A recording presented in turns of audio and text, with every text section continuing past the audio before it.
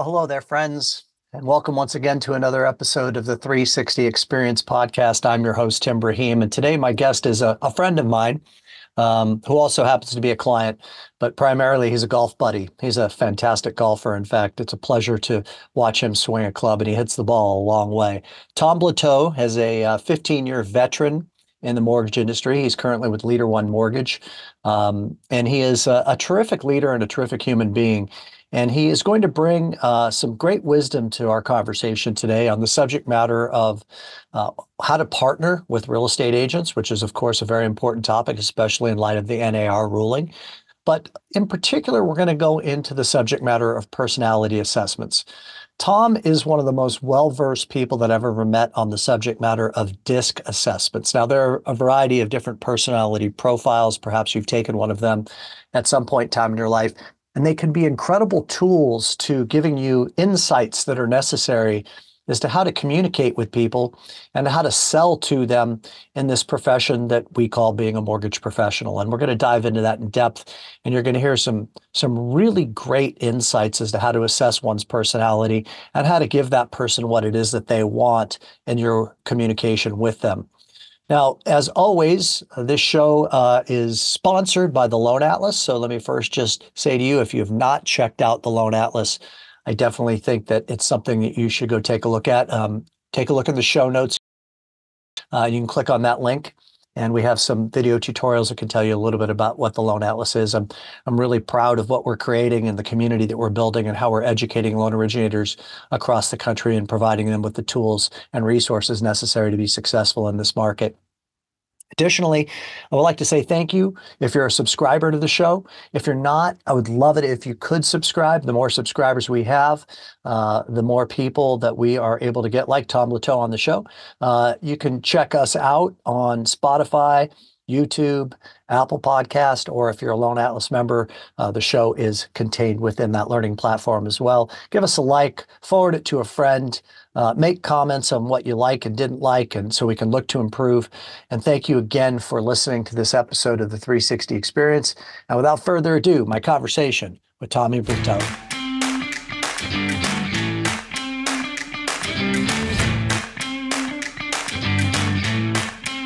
Have you been enjoying those golf memes that I've been sending to you? Oh, yeah, for sure. You have no idea how many I get on a daily basis about golf. Between a bunch of my friends send me all kinds of crazy stuff on there. I bet you do. Yeah. Am I a nuisance to you that I send you so many of them? No, not at all. Okay. It shows your golf game pretty well. Yeah, you're right. It does show my golf game. Like the one where the guy hit the ball off the pole and it ricocheted and hit him. That's probably about right for me. Yeah. Well, it's good to have you, bro. I'm looking forward to this conversation. And just give us a quick, like 50,000 foot overview of who you are in the mortgage industry, what role you fulfill, and how long you've been doing this for. Yeah. Been in the mortgage business about 15 years now. Started off as an originator. Actually got into the industry basically because I struggled having loan officers close my loans at all. It was kind of a weird time. I got in basically 2009 and 10, and that was really the start of my career. And then I went into management in 2011 and been in management since. I'm now at Leader One. I'm a regional with them. Got a couple great loan officers that work right underneath me, and a couple branches as well. Well, we're gonna dive into leadership for sure. We're gonna dive into personality assessments and the importance of them because you're an expert in that area. But before we do, I want to talk sales, especially in today's market. You guide and lead a lot of originators, and a lot of originators. And I know that you feel that there are really three things that we're ultimately selling in the mortgage business, or three different entities that we're ultimately selling to. Why don't you explain what you mean by that? Who are the three entities that we're ultimately selling to? Yeah, so the mortgage business is it's not for everybody. It's three unique sales that you got to do on pretty much every transaction that you do. You have your realtor, you've got your client, and then you have your underwriter. And in my opinion, those take three to 4 different skill sets on each one of those.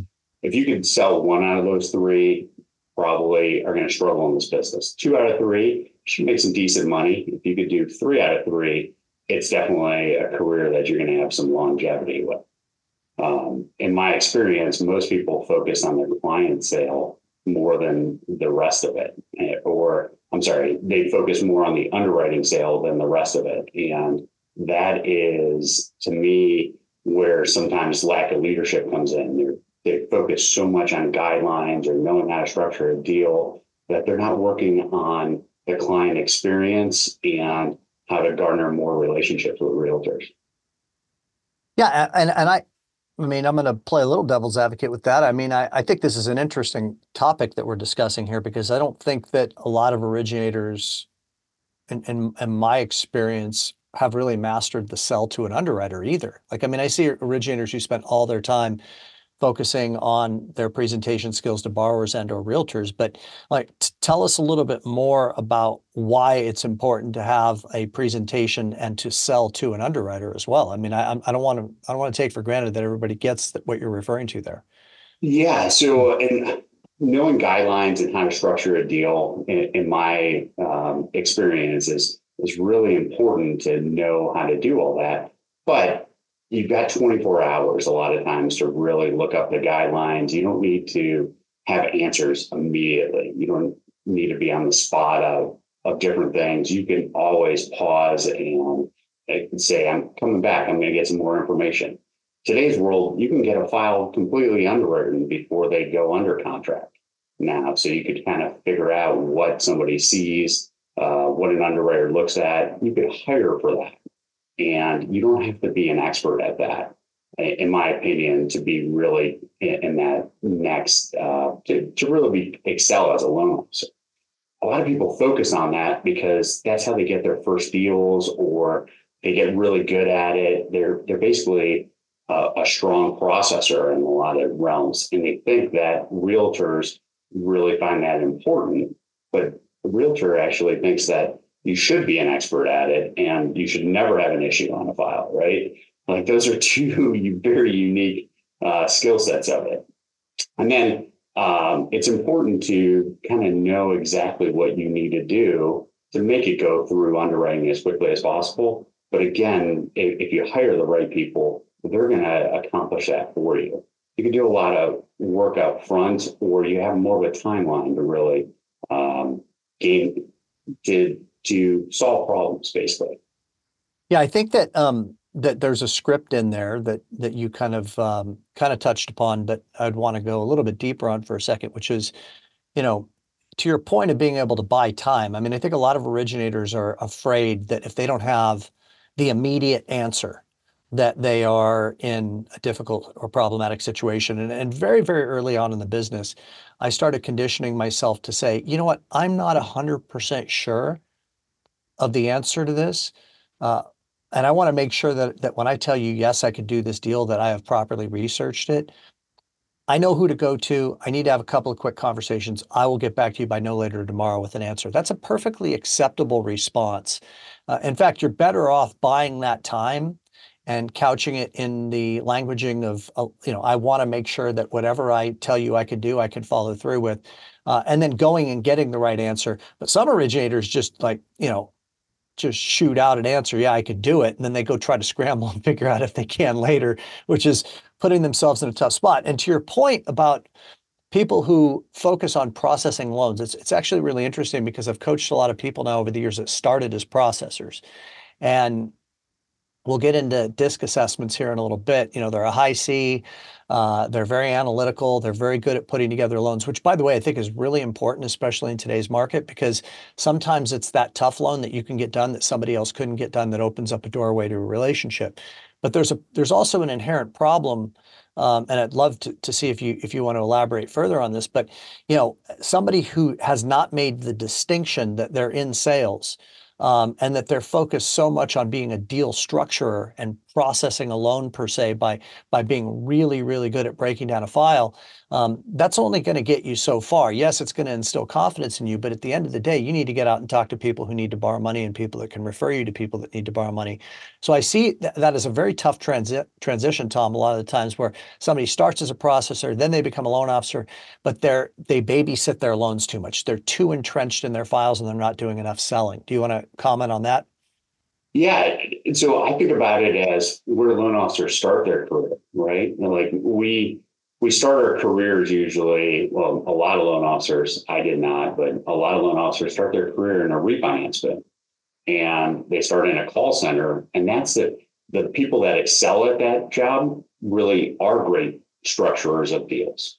That's what they've learned to do. But when that refinance boom leaves, they really struggle getting into that purchase environment and doing different things, because that's what our brains trained us to do during that time, right? Like we're going to be better than somebody else in that call center because we know how to structure a deal or look at guidelines, because your only chance is to get that person right off the bat when you're in a call center. It's really hard to let them go and research that and do different things. So those bad habits started there, in my opinion. What's interesting about the processing and developing the loans of there, one of the things that I would say as a devil's advocate is when you're in the purchase world and you get really good at that kind of stuff, a lot of times when you deal with that, you're dealing with realtors that allow their customer to start off somewhere else. They started with a bad loan officer or a bank or somewhere where that person said that they can do it, and then they couldn't, and that realtor is scrambling. They're going to call several different loan officers to see if they can do it. A lot of times it's an easy fix of everything else, but that immediately triggers the loan officer to think, hey, this is what my job is. It's to be a deal maker and do different things, instead of what you said that I think is just so important in there, is setting the right expectations and having a relationship with a realtor. I think those are some of the unique things that are going on in today's industry. And it's a lot of people have never really been through a market like this where they forgot how to really go out and make presentations, do the right things, set the right expectations to realtors and drive home more and more business. Let's drill down a little bit deeper on the subject matter of realtors. So what are some of the keys that you find to developing relationships with real estate agents from a loan originator's perspective? And what are some of the important questions that you think that loan originators should be asking real estate agents right now to help, to create some connection and a potential future relationship? Great question. And I think these are, there's some unique times right now that we haven't seen before. We, in my opinion, we're seeing realtors more open to meeting with you. They're more willing to try something new, to get some kind of development, some kind of skill set. And so here's what I would tell you, a couple signs that I see where people are struggling with realtor relationships is they don't quantify or qualify a realtor. They try to get business right away off the phone, or that bad deal that came in. They have this expectation that if they do this deal, this really tough deal, that they're going to get all their business. And sometimes they might not have any business. Sometimes that person's already got a relationship. But the key to really making a realtor relationship happen is getting that face-to-face. You want to go through, in my opinion, an interview with them. You want to sit down with a realtor and kind of find out the expectations they have for you. Is that realistic? Is that something that you can deliver on? In my experience, if you can set the table that everything's not going to be perfect all the time, but I really want feedback after each and every closing that we have, you're going to gain what I would call a relationship. And then sooner or later, as you do it more often, you're going to gain a partner. I kind of rank realtors in a thought process. We have a prospecting list. And then when we close one or two transactions, they're a client. They're somebody that we don't know enough about, but hey, there's a chance we can go deeper. Once we close 3 to 5 transactions a year with them, it's a relationship. We can have more dialogue. We could find out more about them, maybe be a little bit more personal with them. And then when we start closing 6+ a year, it truly becomes a partner in your business and in their business. Ideally, you're helping each other grow. You're giving each other 360 feedback to really get to that next level. And that all starts really at day one, having those right conversations. I think one of the most important things that a loan officer can ask right now, a realtor, because times have changed so much, is, Tim, if everything happened great today and we decided we're going to do some business together, and my mom was looking for a house, what would I say about you that would ultimately entice her to use you as a realtor? That question to me really takes another level of exactly what you're going to get from that realtor. Because here's the reality. If they can't sell themselves, how the hell are they ever going to sell you? Think about that for a second. If they really can't sell themselves, how are they going to get that customer to use you and make that phone call? How are they going to be a person who's going to be like, man, this is the person who really can help us in financing, and we can work as a team together? It usually leads to the right answer if you listen hard enough to what they say. So it's a part that question is geared towards evaluating them, I take it, in terms of whether or not you think that they have the potential of being a successful partner to you. 100%. And the other thing that I think goes along the way, and this is where the sales techniques of loan officers can really go, it can take their game to the next level, is take some notes. Make sure that you write down everything they tell you, articulate that, and then repeat it back to them. And make sure that they know exactly what you're going to say to a client when they call you to work with that realtor and work with yourself, like how great Tim is, why you should be using Tim. The internet is their worst enemy and their best friend all at the same time. We got to make sure that we're selling them as well as them selling us to really make that transaction happen. And what I do is after that call or after that first face-to-face, if everything goes really well and we decide on trying to do a lead together, I call them the next day and I hope I get their voicemail, and I leave them that same voicemail of exactly what I'm going to say about them. It immediately triggers something in their head to think about me and what's going on, and their brain of using their name is an important aspect of that, because they don't know what their current loan officer is doing and how they're selling.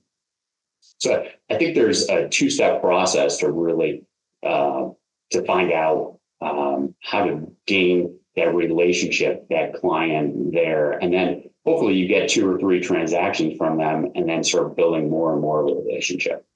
I think that in today's market, with the impending NAR ruling, and excuse me one second while I clear my throat. I think in today's market with the impending NAR ruling, there's an even deeper opportunity here to go into what you're referring to. So I think that there are a myriad of different questions that a real estate agent is ill-equipped to answer right now, as it relates to the justification of the fees that they will need to substantiate for their services. I mean, they've had the easy button script for the entirety of their career. Oh, you don't have to worry about that. The seller's paying me. Well, now that script's getting ready to go out the window, and there needs to be a compelling explanation of all the things that a buyer's agent is going to do for a buyer, and how that, is a justifiable list of services for the fees that they're going to be charging. And I think it's a great opportunity right now to play off of what you're saying, which is, what are all the things that you're worried about being asked right now, that I can help you develop a presentation around? And what are some of the things that you don't feel comfortable saying about yourself because it would come off as you bragging or boasting about yourself, that I should be saying about you as a partner. So when you're nice enough to get somebody over to me for the first time, that I'm well equipped in my scripting to edify you and to share the value proposition that you will be delivering to that buyer from a third party perspective, which might make it a whole lot easier on you. And then I love what you're saying about leaving them the voicemail the next day and repeating back to them, this is what I understood from our conversation. When we do work together, this is what I will be saying about you.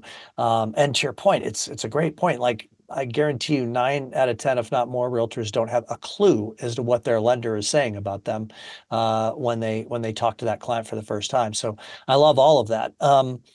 What's the difference in your mind between a loan originator knowing their numbers versus comparison? And I've heard you talk about this before, so I'd like you to elaborate on that a little bit. Yeah. Comparison robs you of a lot of different things. It robs you of joy in a lot of aspects. Like, every market's different, right? We compare ourselves to our numbers in 2020. We're in trouble, right? We're thinking about all kinds of different aspects, that how easy it was or what we did or what problems we solved back then. Like, every market is different. And, I think it's important to compare yourself and to get better every day of what you're doing. But there's a process that's involved into it. I think about it in a golf format, just because I'm a golfer on a lot of it. There's something special about a pre-shot routine.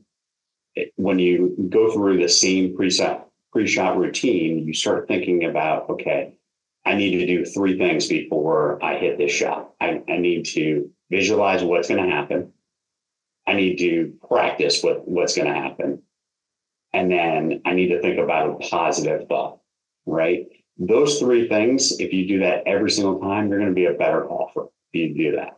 Then the 4th thing, and this is what is probably the hardest for every golfer to really get to, is being okay with the results, no matter what happens, right? And so I think about it in a comparison standpoint. Like, we compare our rounds, we think about good shots, bad shots, all kinds of different things that really doesn't matter. Was the process right? And so when you start thinking about that, it switches to knowing your numbers. Like, if I know my numbers in golf, like I hit a certain shot 150 yards. Well, I know what club that's going to be, right? Every time I want to hit that 150. Now, it's not going to be perfect every time, but I could hit that 150 pretty often, 90% of the time, right?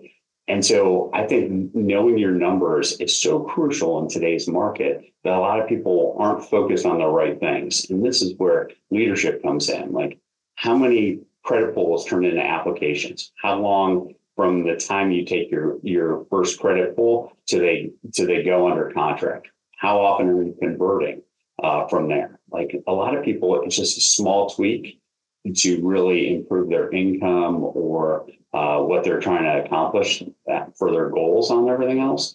But they focus on the wrong thing. Like, for example, if somebody's pulling, let's say, 30 credits a month, but they're terrible at converting and they're structuring loans really bad.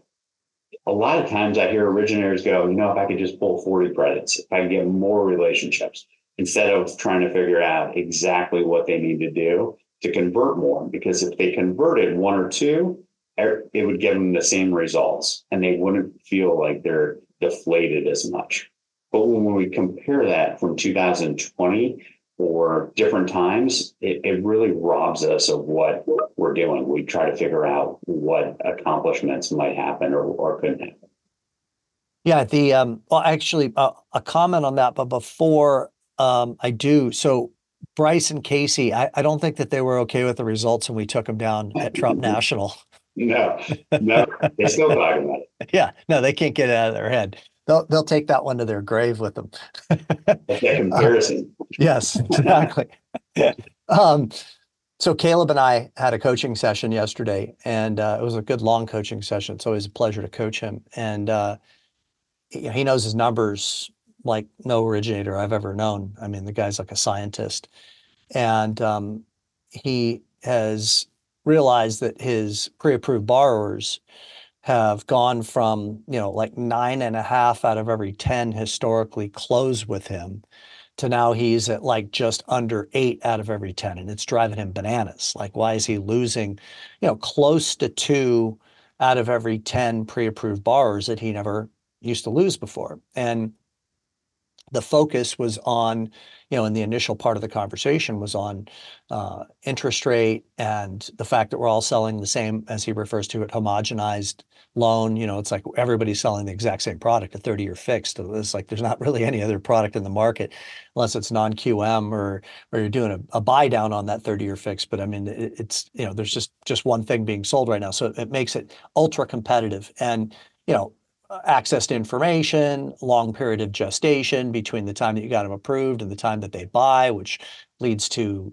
greater exposure to other competitive forces, all these things. But where we went with it ultimately was, what's the level of connection that you have with those 10 people, and the 2 that you're losing, and what can you do to turn up the intensity and the depth of connection with those people to where they feel a loyalty to you. But to the point that you're making, and I think that this is the key thing, is that if you don't know your numbers, then you're oftentimes making business decisions with a blindfold on. I mean, you're making emotional decisions. You make these assumptive decisions of like, because I remember the first time I ever charted my batting average was in 1995, and I was closing 17% of the leads that I was getting, which wasn't bad, but I certainly wasn't happy with it. And my first thought was, well, if I could double the lead flow, I was using telemarketers and direct mail. Double the lead flow, and then I'll do twice as many loans. Oh, okay. Or what is it going to take to get, my batting average to 340? That would also be a doubling of my income, but without necessarily having to spend any more money, but by working more intelligently. And this analysis of, like even charting your batting average when it comes to these realtor appointments. I mean, you go on 10 different realtor appointments in the next 6 months where you have a one-on-one. I mean, it's incumbent upon you to assess and evaluate like what went well, what didn't go well. Like, why did this agent commit to working with me and start giving me business and this agent didn't? And it could be a myriad of different things. And to your point, it could be, well, that agent that didn't give any business doesn't actually have any business to give because they don't close any deals, which would lead you to the awareness of, oh, wow, I can't just go meet with any random person. Because think about the defeating experience that is. I mean, how many times have you met with a real estate agent? You feel like you put your best foot forward. You did a wonderful job. There was connection. 6 months go by, no deals. And then you realize, and you start making up stories. Oh, they didn't like me. What did I say wrong? Nobody's loyal, all this stuff. But then if you were to just check list reports and look at the data, you'd realize, oh, actually, this realtor hasn't closed a deal in the last 6 months. So it had nothing to do with me. It had everything to do with me going after the wrong person, right? So, I mean, I think that that's a really important takeaway, is the importance of knowing the numbers and the comparison syndrome being the thief of joy. So what are some of the common denominators, Tom, that you think that, let's presume that there are a lot of originators listening to this conversation. And as somebody who's been in the business 15 years and have led loan originators and have done loans yourself, what are 2 or 3 things that you see as common denominators of successful loan originators that they need to be focusing on in particular right now to take their business to the next level in this market? Yeah, great question. And before I answer that, I want to go back to something you said, because Yeah, I think please. that is one of the most misconception things when they meet with a realtor is when they come back in the office, they have this huge smile on their face. Oh my God, this realtor and I hit it off. Great. How many loans do they sell, or how many transactions did they do last year? I don't know. Yeah. What's their goals for 2024? I don't know.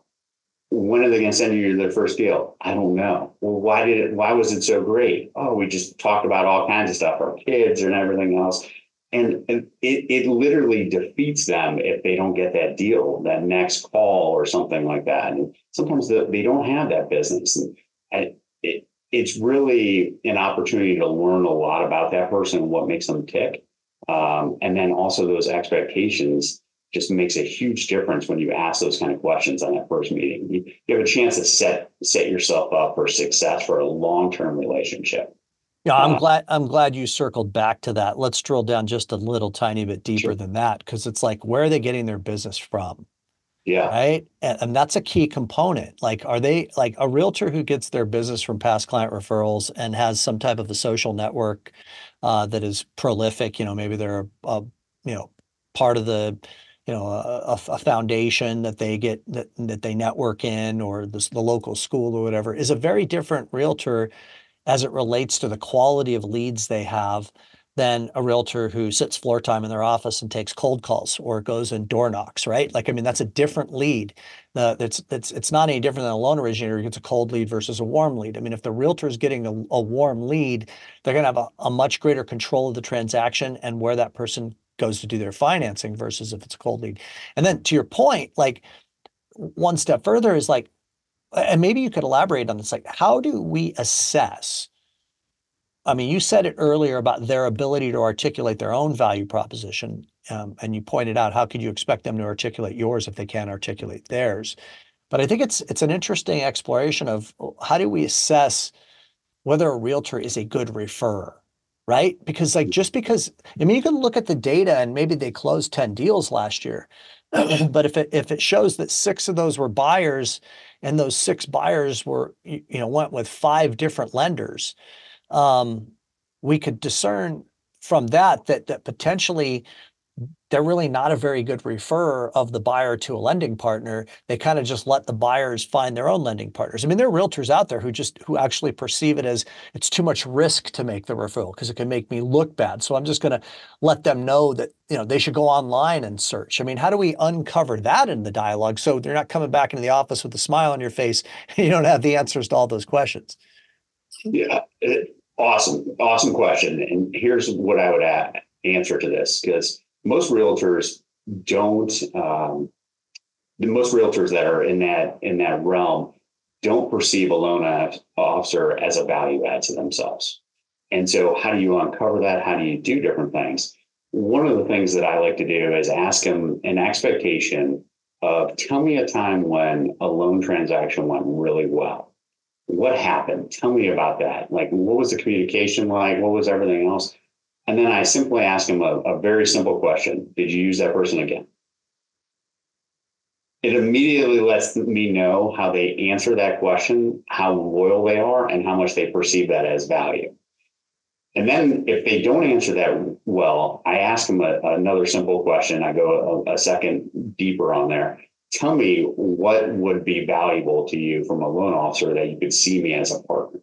Is there something that you're not getting from a loan officer that you would perceive as valuable? Because I talked about it earlier that my goal is to sell them. Actually, I say this in a lot of it. My goal is to sell you better than you can sell yourself. And I'm damn good at it. Like, that is my biggest value proposition. If you have a cash buyer, I want to still talk to them so I can sell you better than you can sell yourself, Tim. I want to say the things that you can't say. Those are really important to a lot of realtors. And a lot of people just don't say it that way.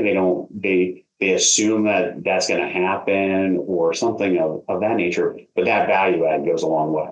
Second is, I want them to know that I'm following up on their leads, and that communication of what's going on with their leads makes them feel like it's a business to them.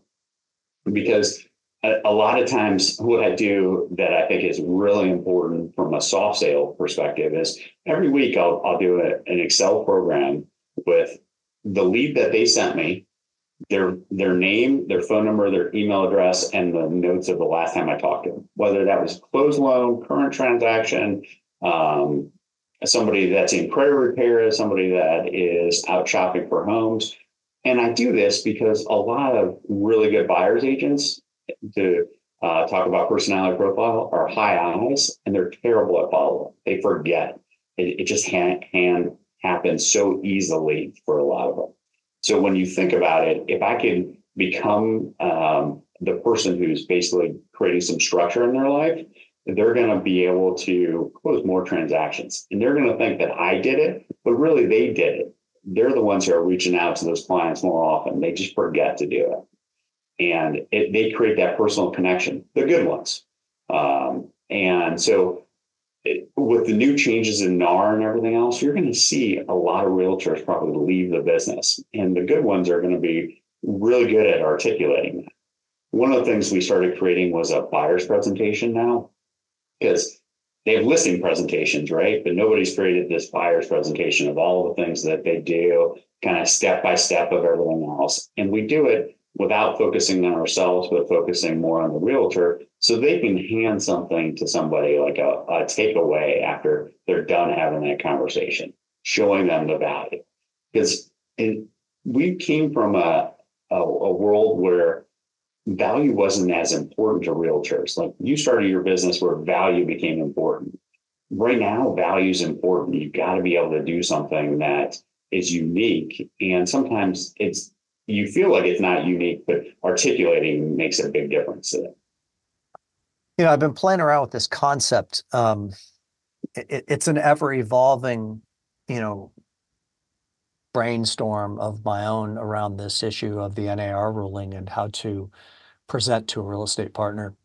And as it's evolved, one of the places that it first went to, or started with, like, these are the questions that I think that you need to be asking a real estate agent right now to uncover their fears, their pain, their challenges, so you can help be a true partner and solve them. And I have a whole list of questions for that. And then I started to evolve that into this presentation, ideally, that this buyer's agent needs to deliver, needs to be done in partnership with a lender.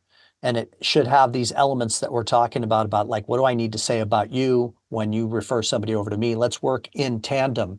Let's play off of each other. Let's fuse our presentation into one presentation, ideally, where you're selling me properly, I'm selling you properly. We're highlighting for each other the value that we bring, so the person feels that they've got all the bases covered associated with working with the two of us as a team. But then I start thinking about it a little further. And I start thinking about the psychology of a real estate agent right now, and all of the different questions that they would be afraid of being asked. And how much are your services? That's a tough question to answer. How much does it cost to work with you? Like, just a straight out tough question to answer. And I would think that the average real estate agent, in my experience, because I've asked that question of several, are going to concave their shoulders, and their chest is going to go in, and they're going to be very sheepish and not be very confident in the way they answer that. So then I think back to the days when I was an originator, and I think, what was the tough questions that I got asked? Well, the toughest question that I ever got asked, Tom, was, why should I work with you? Like, when somebody would hit me with that question every once in a while, I'd be like, shit, like, I don't really have a good answer for that, because now you're putting me in a position where I have to, like, pat myself on the back, and I like to be humble. So it's like you're putting me in a position where I have to talk about myself, which is never comfortable. So what I ended up doing was I ended up utilizing the sell of my team. Well, one of the reasons why you should work with me is because I'm very blessed to be surrounded by an incredible team of people that are experts at what they do. This isn't all just about me. I mean, I know what I do well, but I've put some people in place on my team that are just outstanding, and I'm very blessed. That's a lot easier thing for me to sell versus talking about me. And then the second thing that I would sell is my perfect loan process.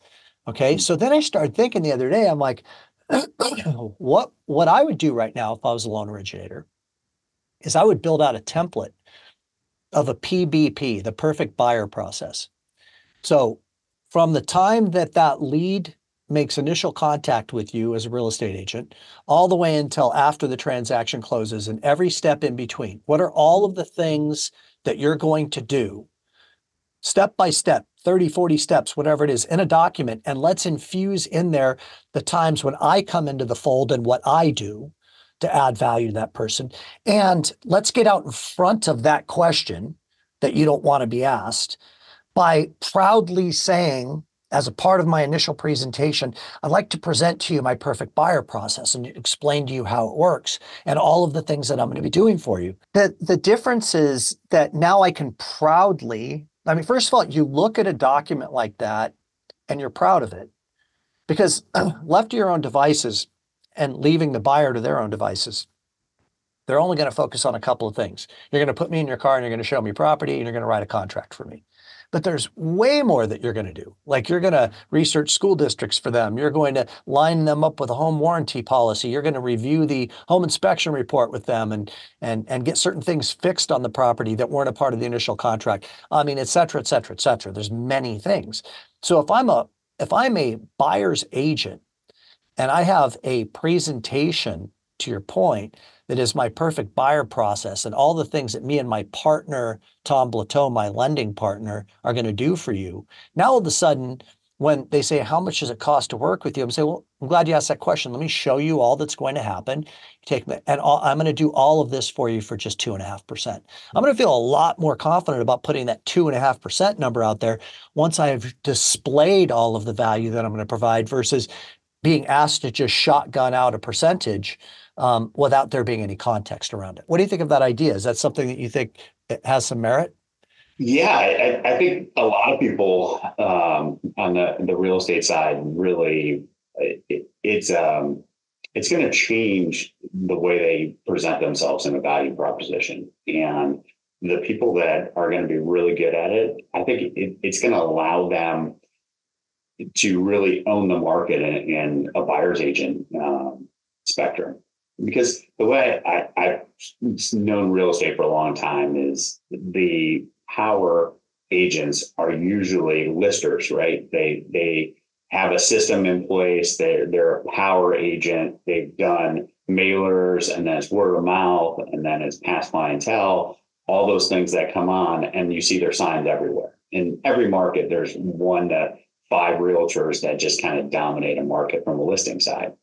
And they don't like to work with buyers because they're out there doing their listings. They usually sometimes grow a team to handle open houses and different aspects of that. I think the market has shifted enough that the people who do a good job of value proposition become those top producers. And it's going to move it from, let's say, an 80-20 rule to like a 95-5 rule, where a lot of those realtors that are really good at articulating that and are willing to put the time and invest into some training to develop those skills, they're going to be able to have just a unique advantage in this market, because people are scared of it. They're scared of change. And a lot of times they just ignore change till change happens, because it's going to happen regardless if you change or not, right? The market always dictates exactly what the client wants.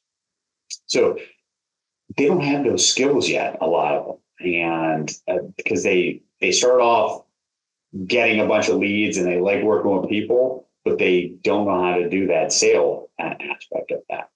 They might have learned a little bit of how to negotiate better during COVID because of how much it was. And you need to take those same skills. Who was the great negotiators during COVID? That is going to allow them to really become great buyer's agents in this market. Yeah, it's interesting.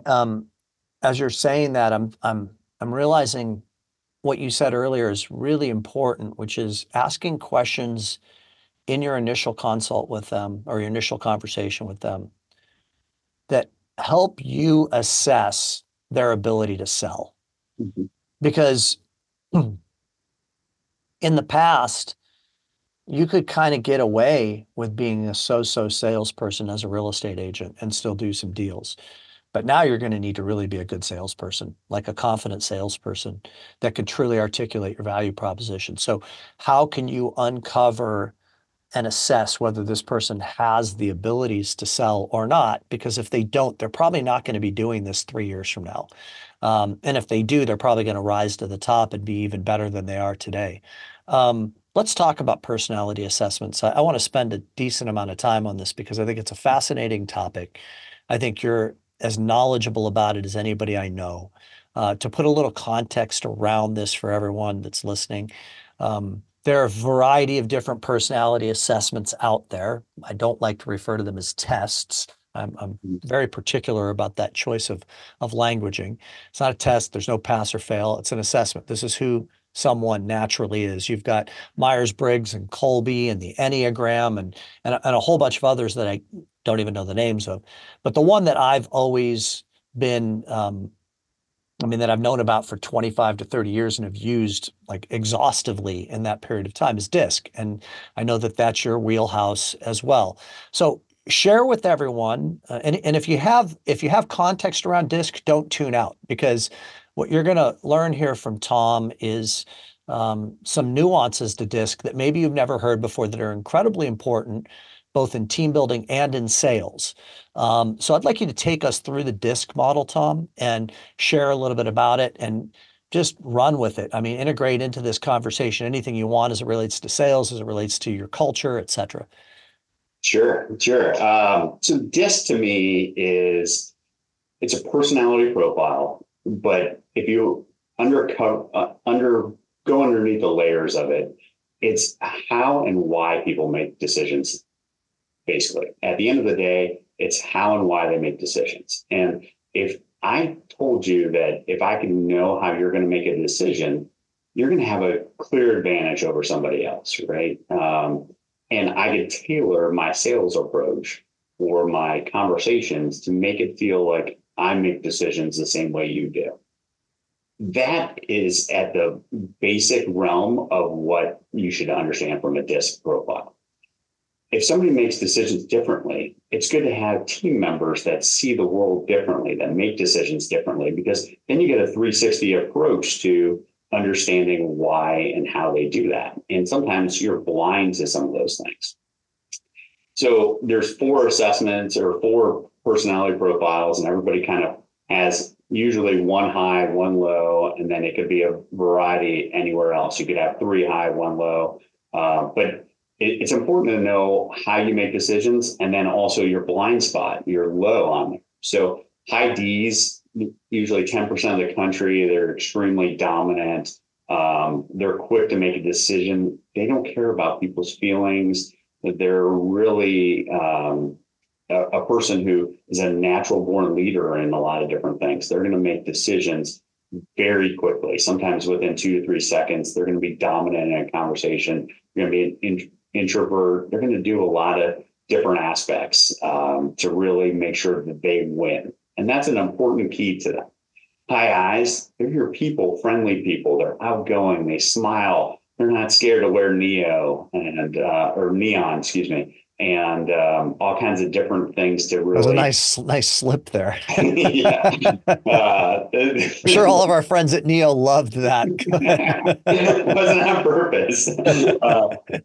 I was thinking directly of Casey wearing his neon stuff when I was saying that. Yeah. But no, it's like a really important thing that I learned from you. It's like, I mean, these are the subtle clues that are like really fascinating. So high eyes often wear bright colors. They want to stand out. And it's like, ever since you taught me that, I've noticed it a lot.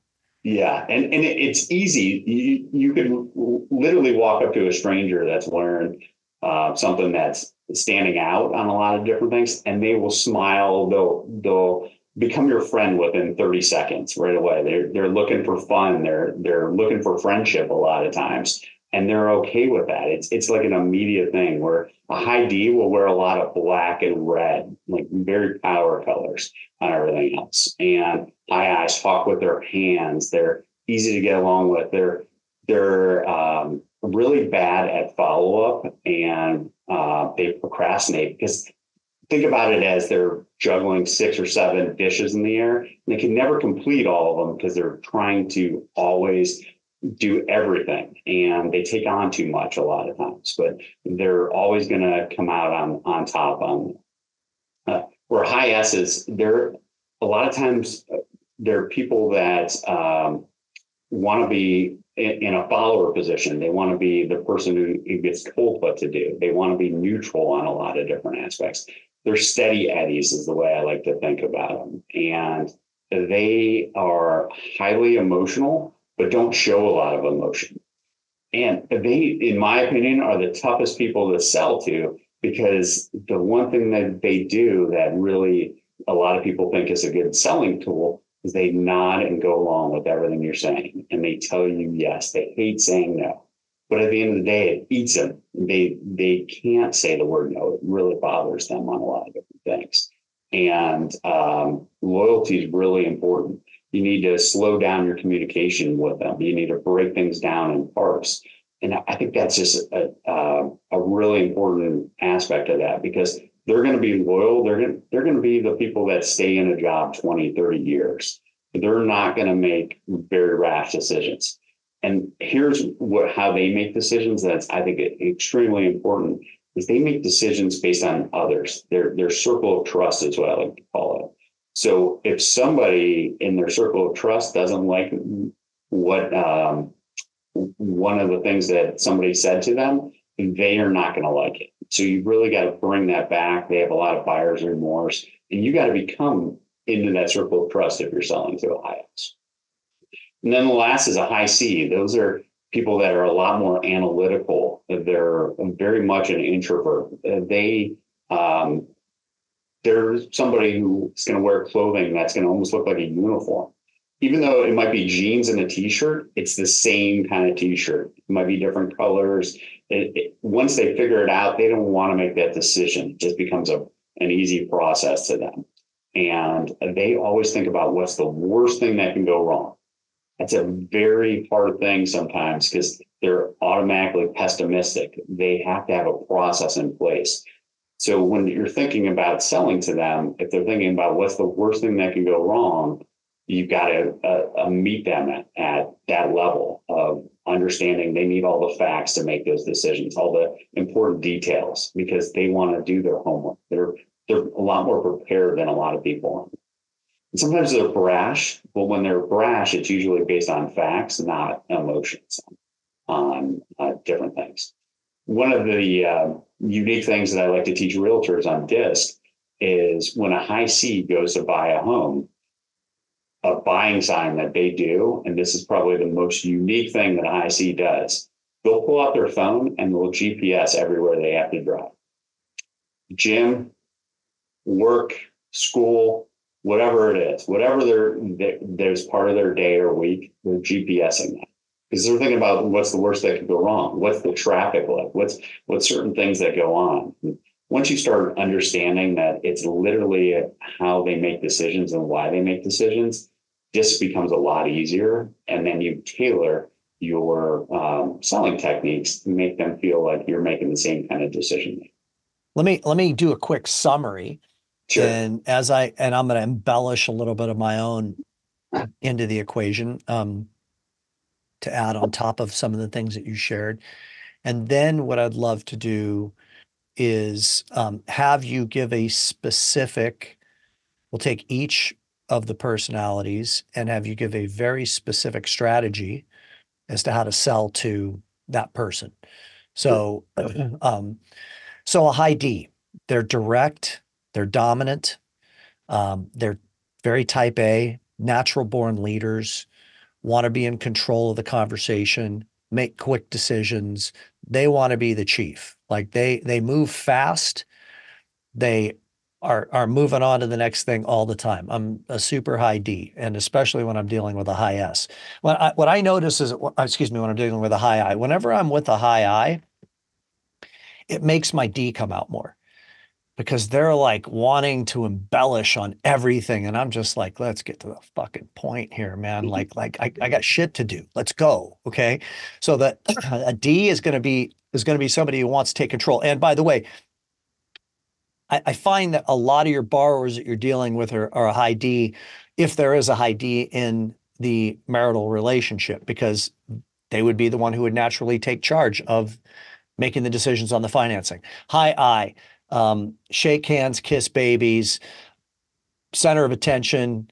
They also move fast. Relationship people can be long-winded at times, which is why they run late, which is why they're not as attention to detail oriented, because they're invested very much in the value of connection and relationship.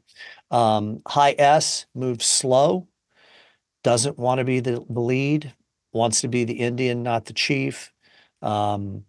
Is I think you bring up a phenomenal point that I never understood before, which is they're emotional, but they don't show it. That's like a super important thing.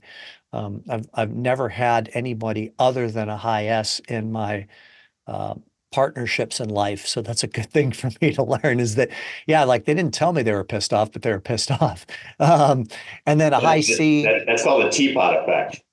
What's that? That's called the teapot effect. What happens with the high S, they hold it all in and then they blow up when they can't take it anymore. Yes, I have a former wife who did that. And then she's still blowing up and it's been 19 years. And a high C, thorough, methodical, detail-oriented, coming from fear. And oh, by the way, like just to kind of draw some like quick analogies and in closing and then kick it over to you for like the approach with each one of them. A high D is going to be oftentimes like if your borrower is like a CEO or in a power position in a company, they're typically going to be a high D. Whereas like a high C, it's almost a dead giveaway if somebody's a CPA or a scientist, or I used to work with people at Amgen, which is a biotech firm. Those are all high Cs. I mean, people that have a lot of detail, typically a doctor is going to be a high C, at least I hope so. You wouldn't want them operating on you when they're a high I and they're chatting with the nurses and not paying attention to the fact they have you cut open. So there are clues, is my point, in these different positions and roles that people play. And you can pick up on them by how fast they talk, how slow they talk, how much detail they show versus how much dominance that they show, et cetera. So why don't you go ahead now and take over? Let's go through each of the four letters and give us a tip on how to sell to them. Sure. What I'd like to do is actually give you a tip on how to sell and something you should not do to each one of them as well. That might even be more important. Yeah, just because I think you could turn people off a lot easier than selling the right way on there. So high D, one of the things that's really important is they're going to be decisive quickly. So you want to hit them with something quick and make it feel like they win. So it'd be like a rate example. Hey, I haven't seen anybody get this great of a rate. You're basically robbing us. You're stealing this rate. Like that would make a high D feel really good on there. Something that you would do if you're really good at it is do a takeaway close with a D. I don't want to show you this house today, Tim, because you told me you really wanted a deal. But there's like 10 offers on this home and you're not going to get a deal over here. Let's go to a different home. And it would immediately trigger them to win, right? Like that would be becoming an expert at disc because the high D would want to go out and win that home. One of the things that would be a huge turnoff for them is not being a decision maker and not being quick with that. I don't know if I could do that. Let me go talk to my manager. I'll get back to you in 24 hours, or that sounds like a lot, or something of that nature. That immediately would turn them off in the fact that they're not dealing with somebody that could be that decision maker that quickly and get those answers that quick. So they might want to go to somebody else that could be that decision maker. They feel like something's going on. High I. The number one thing that they want is to have fun and be friends. So if you can talk to them about anything that is not work related, like their personal life, family, friends, what they like to do for hobbies, those are huge things for a high I. If they start talking about like going boating last weekend, like if you're meeting with a realtor and they start talking about all the things that's going on, or if they're late, don't make them feel bad about being late. Like those are things that they're heavily invested in the people. So think about that. If their number one buying signal is let's go do something together. Let's go do whatever it is. Like that immediately is telling you they like you. The worst thing you can do with a high I is give them too much detail. If you spend all your time in facts and you're not personal with them, it's a huge turnoff. There's no chemistry. There's no vibe with that.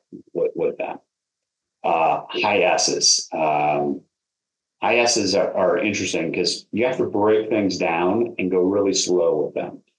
The number one thing that you could do to turn off a high S is not do what you said you're going to do. You don't show up to an appointment.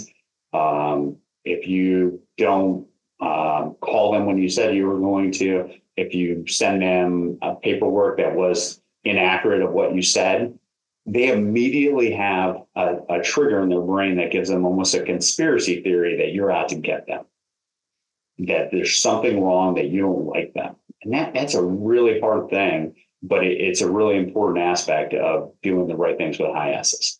So when you're dealing with a high S, you want to really make sure that you're building as much trust as possible. Get in that circle of trust is what I like to call it. So make sure they feel heard, that they're a part of that, and they want to do things in a one-on-one setting, never in a group setting. They want to give you your feedback in that one-on-one. They don't like attention as well. So a group attention, they want to, if you do that in front of people, this is what's going to happen every time. They're going to turn around, and whoever gave them that attention, they're going to say something great about that person and try to put that attention back on that person. It's a unique thing that happens with IS. High C, you have to give them all the facts. Like, as a salesperson, a lot of times we feel like the biggest blow off is like, send me some information on that. High C is telling you, yeah, I'm interested in that. I like to think about a high C in an underwriting aspect, right?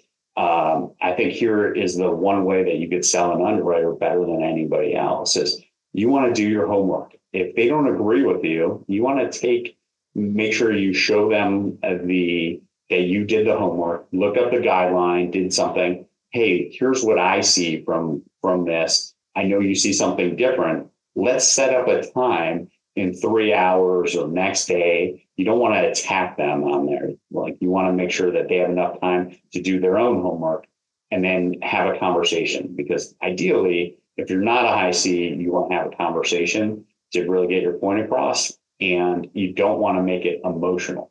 If you send an email to them like, this client has been looking for a home for the last year, they're down their last $3,000, they've been whatever, it's all emotion on there.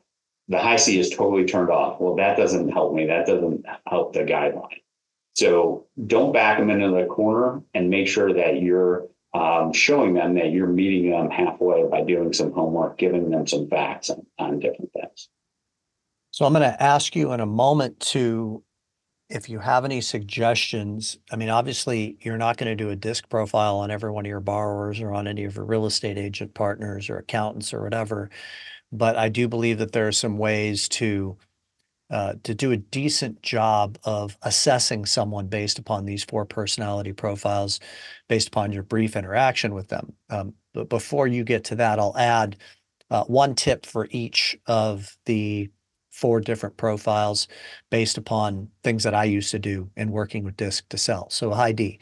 I would always know that they were a high D if they were trying to take charge of the conversation. And that would be my cue to say to them, listen, I understand, Tom, that you're a really busy and successful person. I mean, I see, based upon the fact that you own your own company, I can imagine you have a lot going on. Last thing in the world that I would imagine that you want to do is to have to go to the closing office and wait in their lobby and hope that they're on time and sit there and go through all the paperwork. What I'm going to do, and I'm not going to charge you for it, I'm going to pay for a mobile notary to bring the loan documents to your office. So you can sit in your conference room and you can bang it out real quick at a time that's convenient for you. That speaks their language. Yeah, get stuff done for me quickly. And they would always be like, you'll do that? Wow, thank you so much. That's fantastic. Because that's exactly what I would want somebody to do for me as a high D. In fact, I've never been to a closing office before. I always have a notary come to my office to sign my docs. So that's one tip. High I, personal handwritten note card. When you're done talking to them, they want connection. Write a personal handwritten note card just saying what a pleasure it was to connect with you. I really enjoyed your energy. I hope that you have a great rest of your day. That's going to mean a lot to them. High S, I think that it's important to reflect back to them what you heard them say. And that could be in the form of a personal handwritten note card, an email, a text. When you're done with that interaction, Hey, it was really nice to talk to you. Here's the three things that I heard you say that are important to you. That builds that trust that they need. And then the high C is just a layup. I mean, they want the total cost analysis or the breakdown from your Excel spreadsheet or an MBS highway. I mean, they want to see the numbers, and you're going to be speaking their language by sending them information that they want to see.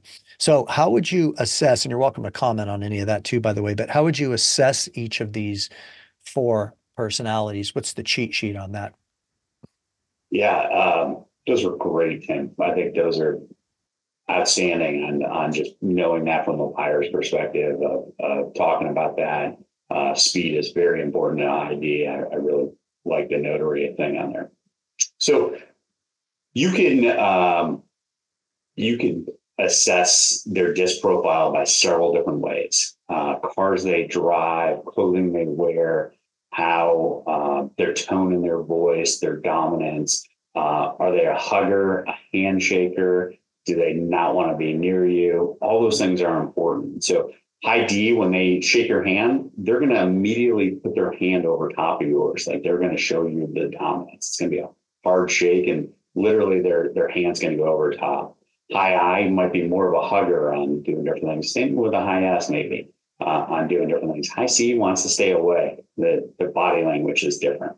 Clothing, cars they drive. Let's talk about cars they drive. High I's will want to have something fast and colorful and doing different things.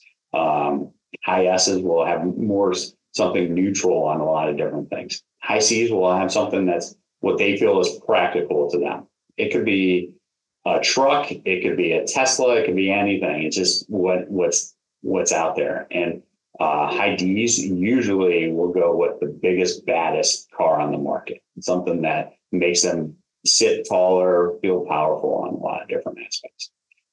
A lot of people are like, how can you figure this out on a phone call or an email? Phone call, you could tell their tone. And do they try to take over the conversation? Do they cut you off? Do they listen more? Are they soft spoken? Those are things that I'm looking for. Can you hear the smile on the other line? Let's go through. Let's Yep. not skirt over this because this is probably the most common way you would assess. So the D, let's go through each of the letters. What would Sure. you expect if you were on the phone for the first time from a D, an I, an S, and a C? Sure. A high D right away would want to cut to the chase. Like, what's your rate? What's going on? How quick can you close? Those kind of things. And they would be very aggressive and have a strong tone to them on doing different things. You wouldn't hear the smile. They would be very focused on business right away. A high I will be all over the place. They'll smile. They'll be comforting. They'll make a joke usually in there. They'll use people's names. You could hear the smile on them. High S's will a lot of times be unsure of themselves. They'll be a little laid back, a little soft in their tone. They'll use things like, I need to talk to my spouse. I need to talk to my kids about that. I need to talk to my agent about it. What's the next steps? They would want to know doing different things, and they'll never tell you no on a lot of different things. They'll always nod and go along with it. IC will quickly ask a lot of questions. They'll do a lot of their homework. They'll also have a stronger tone to a lot of different things. They'll be a little bit more confident, but they want you to follow it back in writing, or they'll follow it back in writing. And then I love email to validate a lot of this. High Ds will be shorter emails, very to the point of everything else. High I's will have a lot of emotion. They'll try to make it so they're warm and fuzzy through the email on a lot of different aspects. Some things might be misspelled or out of line in their format.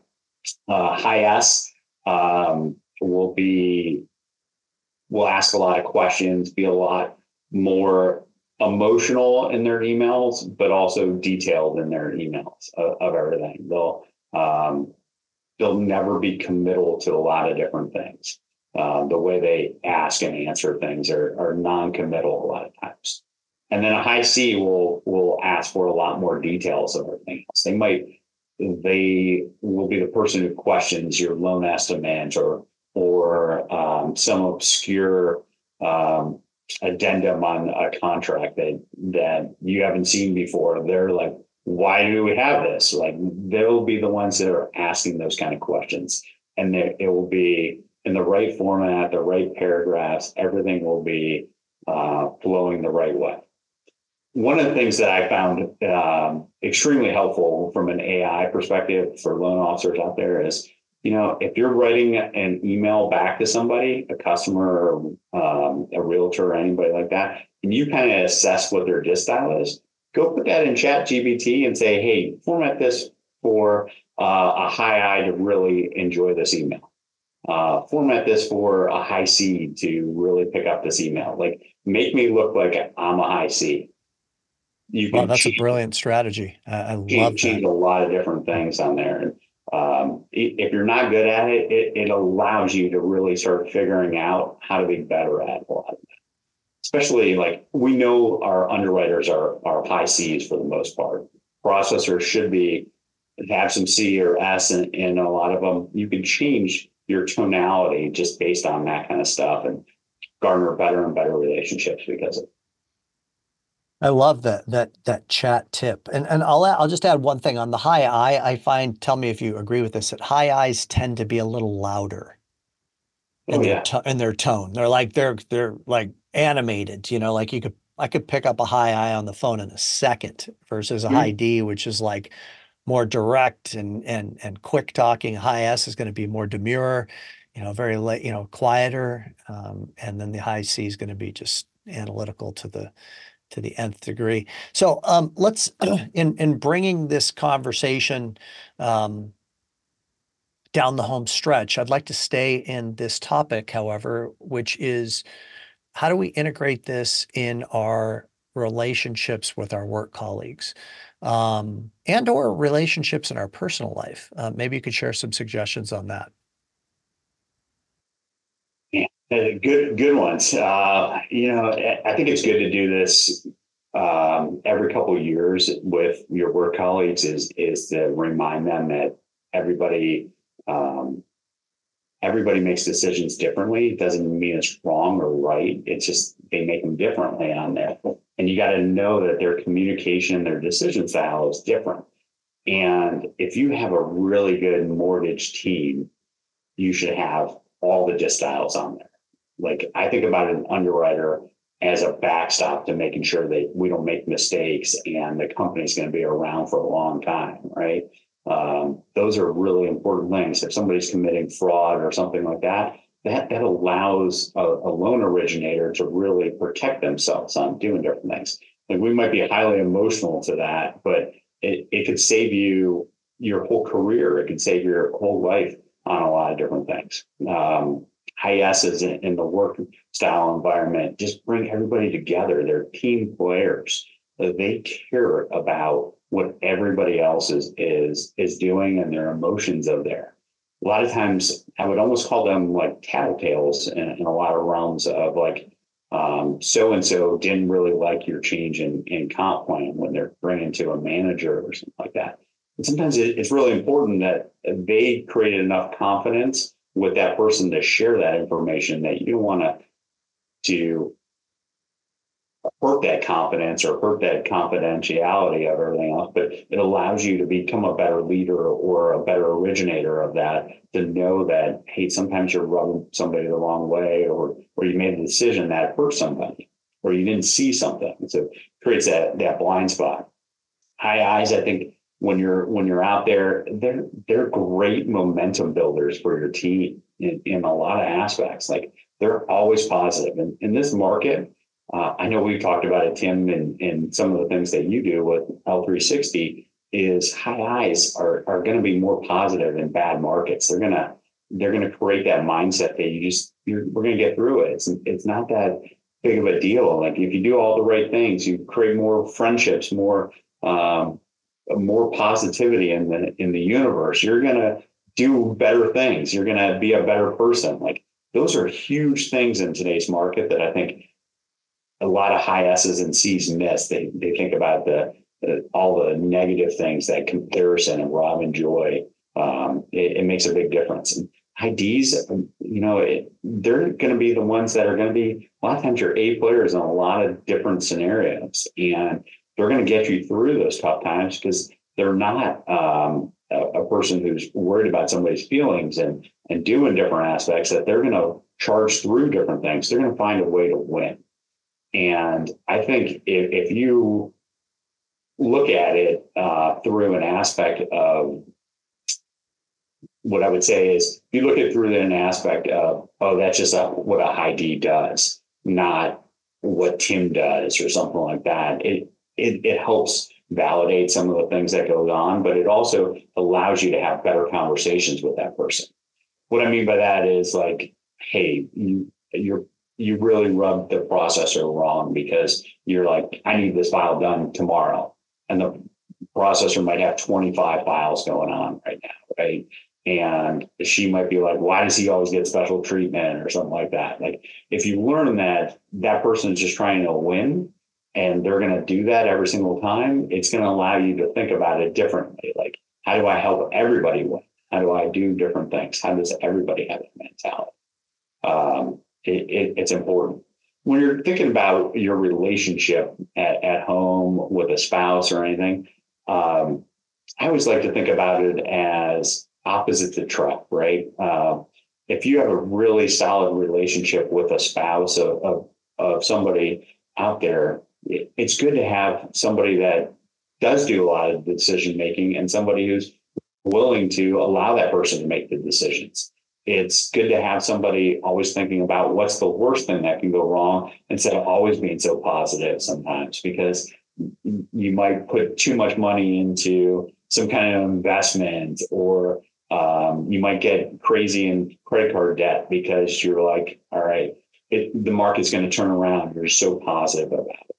Or the opposite way, where sometimes that high C or high S can be in a funk, that high I can pull you out of it and do different aspects. So it's always communication. Like, everything we do is, how do we communicate better? Like, when I think about one of the biggest challenges that I see going on in the mortgage business and in a lot of businesses, we have gotten to the point where we use email as our primary communication. And it's a one-way road, and then it leads to a lot of triggers for people. They take it the wrong way. There's no personality in that email. There's not a lot of different things. And if you're not the same format of that, you're not going to do it. So using video, more phone calls, more opportunities go a long way. We changed from emails to now we think that text messages are a little bit better than that. It's a little bit more personal on a lot of different things. So we wouldn't use some of the things that we do in a relationship when we're seeing that person every day that we do in a lot of different formats with email and text. So I think those are just unique ways to use the disc. It's really beautifully articulated, bro. I'm glad that we went down this path and talking about personality assessments. I mean, at the end of the day, this business is and always has been and always will be a connection business. And the originator that has the deepest relationships and the deepest connections is going to be the most successful. I think that there would be a fair overarching theme of this conversation that we've had today, and the utilization of a personality assessment like DISC can really be a tremendous aid in understanding how people like to be communicated with. I mean, if communication and connection is the name of the game, then why not have an understanding of how someone wants to be communicated with, both in sales and in creating harmony within partnerships and within in the team culture. So, Tom, thank you so much for taking the time to sit with me today and to do some teaching. I'm certain that people would find this to be an incredibly valuable conversation. Got a lot of great takeaways, and it was really a great time for me, man. Thanks, Tim. I really enjoyed it, man. And I want to just say thank you to all of you who have listened to this conversation with Tom Blattau and I. I want to wish you well. I hope your summer is going well, and we'll look forward to talking to you in a couple of weeks with the next episode of the 360 Experience. Bye-bye, everyone.